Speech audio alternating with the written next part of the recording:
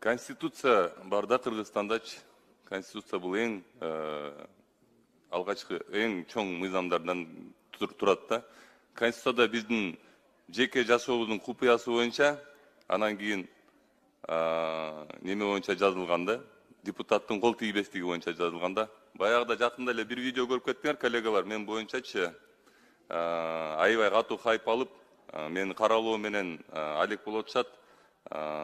Бул жерде мындай болгондо, бул жерде нарушение саат 7'de болгон. Saat 11'de men үйүмө келишкен да. Үйүмдүн жанына келип, тинтүү иштери менен мен машинамды тапканда. Менде биринчи суроом бул деген Конституцияда жазылган тинтүү иштери болбойт да менин немемечи. Бул кандай болуп калат? Ушул суроого жооп бере аласызбы? Мына бул жерде ГАИдин кызматкери турат, жооп берип койсоңуз, ошол нарушение боюнча. Уруксат берсеңиз. Жол кыймылынын коопсуздугун камсыздоо башкы башкарманын башчысы милиция полковник Козкеев, урматтуу Эрлан Кочороевич, сиздин арызыңызды карап жатабыз, сизге кагаз түрүндө жооп беребиз ага. Силер менин арызым ал башка нерсе, бул жерде башка нерсени сурап атам менчи. Мындайда силер мыйзамдын представители силерсиңер. Урматтуу коллегалар, көңүл буруп коесуңар, рахмат. Силерсиңер Конституциянын негизи Кыргызстанда бүт мыйзамдын представители силерсиңер да. Мен силерге конкреттүү турдо суроо беретем ушул жерден. Мен ал суроом жана кат жүзүндө жазылган суроом, ал башка суроо ал. Ушул жерден берген суроомо жооп бергиле. Эрлан Калчароевич, бул жерде Октябрь мырза, кечиресиз, сиз айттыңыз, ГАИнин немелери бар, представителдери бар деп, ошолор жооп берсин деп, ошолор жооп берсинчи, рахмат. Эрлан Кочороевич, сиз азыр Мен убактымды карагыла. териштүү иштери жүрүп атат. Биздин кызматкер ал жерге ошол жашоочулардын чакыруу менен барган, азыр ошонун баарын териштен жүрөт. Жыйынтыгы менен сизге. Экинчи суроом, Т-полис жана Бишкек полис деген немелер силердин официальный страницаларыңарбы, ГАИнин? Жок, биздин официальный страница эмес. Демек, текшерүүлөр жүрүп атат, бирок страницалар официальный эмес, А эмнеге анда силер менин жеке жашоомду нарушать этип, менин конституционный укуктарымды нарушать этип, силер мени мазактап чыгарып атасыңар ал интернетке? Эмнеге силердин сотрудниктериңер, пресс-службаңар ошондой өзүнүн немесине ошондой нерсени кылып атат? Эмне себептен алар мага протокол түзгөнү келгенде нагрудной камералар болгон эмес? Эмне себептен бир сотрудник мага формасы жок келип алып, мен Надыр деген пресс-службанын представители болом деп туруп, мага протокол түзүп берип атат? Эмне себептен мага пресс-службанын протоколу, пресс-службасы неменин ГАИнин протокол түзүп берип атат?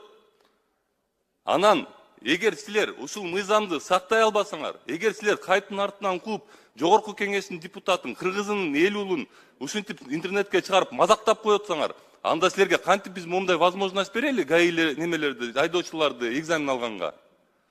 Эгер силер билип туруп, мыйзам бузулуп атканын билип туруп ушинтип мазактап чыгарып коётсаңар, анда кайсы неме менен биз силерге ушундай право берип коелу? Башка водительдерди текшергенге силер жогорку кеңештин депутатын мазактап атасыңар.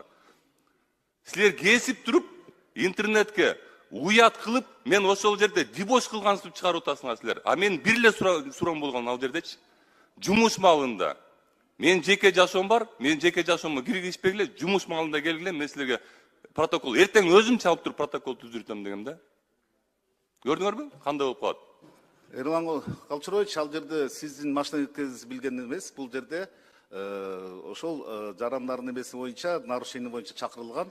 Ал боюнча сиздин жанакында өзүңүздүн аброюңузга шек келтирген боюнча бизди кызмат иликтүү жүрүп атат. Ал боюнча сизге толук чечим билдиребиз.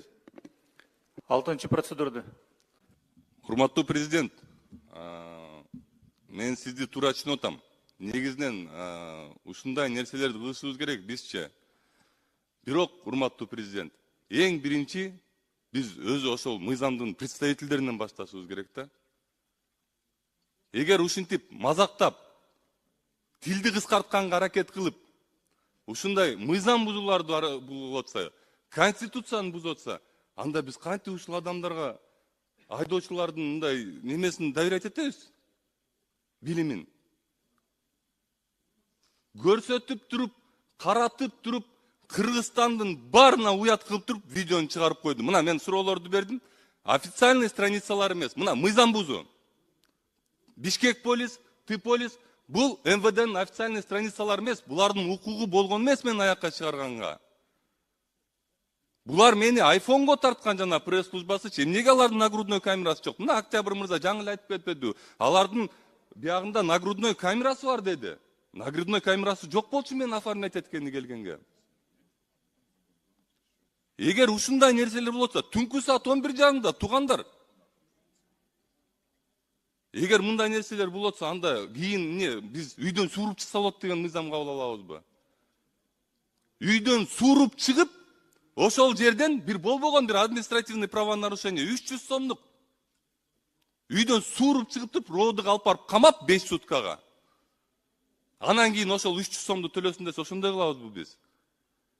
Эгер силерге берилген мыйзамды бүгүн сактай албасаңар, анда биз силерге мындай возможность кантип беребиз?